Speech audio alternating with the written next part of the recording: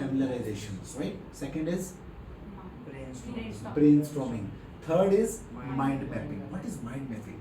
Mind mapping, it is way to visually organize your thoughts on a paper. ये जो हमने ये किया, that is called mind mapping. Getting a point? Whatever you are thinking, it is a brainstorming. But when you are making it in a map and you are writing it on a paper or some computers, धीरे धीरे इसकी जरूरत कम होती जाएगी. Then automatically brainstorming to the execution of the ideas, it will come.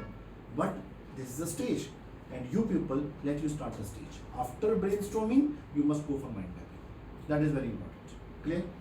What is next? That is called 5-question method. It is very important. 5-question method.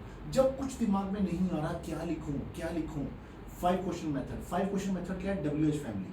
Why, what, when, where, who, whose, जो आप Q card में काम करते हो उस पर काम करना शुरू करो. टॉपिक आया co-education.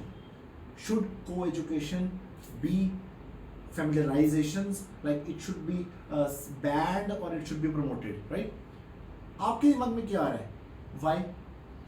अब इसके क्वेश्चन बनाओ. Why it should be banned? How it should be banned? What are the benefits? What are the consequences? Just use your mind to ask you the same topic. The keyword must be same, but you must go with the all questions. Then the answers will come automatically to you. जो दिमाग चल नहीं रहा था वो इसके questions को बड़ा करते करते करते आइडियाज क्रिएट करने शुरू कर देगा. आपके दिमाग में कोई एजुकेशन नहीं आ रहा था पर दिमाग ने कहा हाउ को एजुकेशन इज हेल्पफुल. अब दिमाग ने खोलना शुरू कर दिया.